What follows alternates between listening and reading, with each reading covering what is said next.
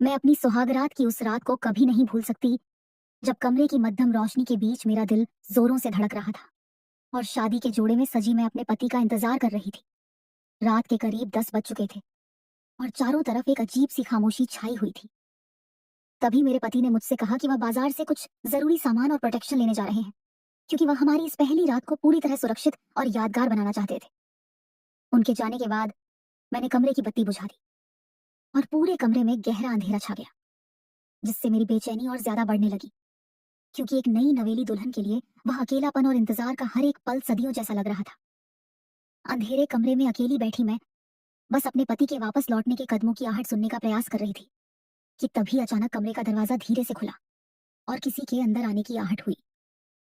कमरे में इतना घना अंधेरा था कि सामने वाले का चेहरा देख पाना बिल्कुल नामुमकिन था, लेकिन उस परछाई को देखकर मुझे लगा कि वह मेरे पति ही हैं, क्योंकि उस शख्स ने हूबहू मेरे पति जैसे ही कपड़े पहन रखे थे। वही कुर्ता और वही पहनावा देखकर मुझे पूरा यकीन हो गया कि बाजार से मेरे पति वापस आ गए हैं और शायद अंधेरे के कारण वह चुपचाप दबे पांव मेरी तरफ बढ़ रहे हैं। इससे पहले कि मैं कुछ बोल पाती, उस अजनबी शख्स ने आगे बढ़कर मुझे अपनी बाहों में भर लिया और गले से लगा लिया, जिससे मेरा दिल जोरों से धड़कने लगा। उन्होंने बहुत ही धीमी और फुसफुसाती हुई आवाज में मुझसे कहा कि तुम दिन भर की रस्मों और शादी की थकान से बहुत थक गई होगी। लाओ, मैं तुम्हारे पैरों में थोड़ा सा तेल लगाकर मालिश कर देता हूँ, जिससे तुम्हें आराम मिलेगा। उस धुंधली आवाज और अंधेरे में मुझे लगा कि मेरे पति ही मुझसे प्यार जता रहे हैं। इसलिए अपनी शर्म और बेचैनी को दबाते हुए मैंने बेहद धीमी आवाज में कहा कि ठीक है। कमरे के उस घने सन्नाटे और मुकम्मल अंधेरे में उस अजनबी ने अपने पास रखा तेल निकाला और बहुत धीरे धीरे मेरे पैरों की मालिश करना शुरू कर दिया, जिससे मेरे शरीर में एक अजीब सी सिहरन दौड़ गई। जैसे जैसे वक्त बीत रहा था, कमरे का माहौल और गहरा होता जा रहा था और पैरों की मालिश करते करते अचानक उस अजनबी के हाथों का स्पर्श बदला और उसने अपना हाथ मेरी कमर पर रख दिया। कमर पर उन मजबूत हाथों का स्पर्श महसूस होते ही मेरी सांसें तेज हो गईं, लेकिन मैं अपने पति का प्यार समझकर बिल्कुल शांत रही। इसके बाद वह अजनबी धीरे से और ऊपर की तरफ बढ़ा और उसने अपने हाथ मेरे गालों पर रख दी और मेरे चेहरे को सहलाने लगा, जिससे मेरी धड़कनें अपनी चरम सीमा पर पहुंच गईं। अंधेरे का फायदा उठाते हुए उसने आगे बढ़कर धीरे से मेरे गालों पर और फिर मेरी गर्दन पर किस कर लिया, जिससे मेरी आंखें प्यार और उत्तेजना के मिले जुले एहसास से बंद हो गईं।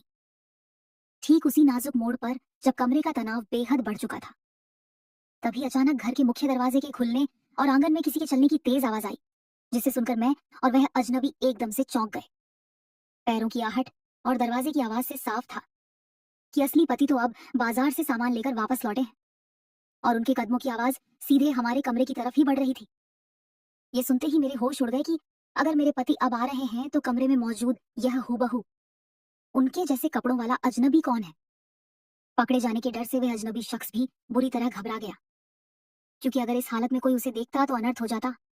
उस अजनबी ने बिना एक पल गंवाए तुरंत खुद को संभाला और कमरे में रखे बड़े से बेड के नीचे छिपने के लिए नीचे लेटा और रेंगते हुए पूरी तरह बेड के नीचे समा गया। उसके छिपते ही कमरे का दरवाजा खुला और मेरे असली पति हाथ में सामान लिए मुस्कुराते हुए अंदर आए और उन्होंने कमरे की लाइट ऑन कर दी, जिससे पूरा कमरा रोशनी से जगमगा उठा। मुझे इस तरह घबराई हुई हालत में पसीने से तरबतर और डरी हुई देखकर मेरे पति ने चिंता से पूछा कि क्या हुआ, तुम इतनी परेशान क्यों दिख रही हो। मैंने अपनी कांपती आवाज को छुपाते हुए और खुद को संभालते हुए झूठ कह दिया कि कुछ नहीं, बस अंधेरे से थोड़ा डर लग रहा था और थकान की वजह से ऐसा लग रहा है। मेरे पति ने प्यार से मेरा हाथ थामा और बोले कि चलो, मैं तुम्हारे लिए रसोई से पानी लेकर आता हूँ, ताकि तुम्हें थोड़ा अच्छा महसूस हो सके। जैसे ही मेरे पति पानी लेने के लिए कमरे से बाहर निकलकर रसोई की तरफ गए, बेड के नीचे छुपे उस शख्स ने मौका बिल्कुल सही पाया और वह तुरंत रेंगते हुए बाहर निकला। कमरे की तेज रोशनी में जैसे ही वह शख्स बेड के नीचे से निकलकर खड़ा हुआ, मेरी नजर सीधे उसके चेहरे पर पड़ी और उसे देखते ही मेरे पैरों तले जमीन खिसक गई। वह कोई बाहर का अजनबी नहीं, बल्कि मेरे अपने जेठ जी, पति के बड़े भाई थे, जो कद काठी में मेरे पति जैसे ही दिखते थे और उन्होंने जानबूझकर मेरे पति जैसे कपड़े पहन रखे थे ताकि अंधेरे में भ्रम पैदा हो सके।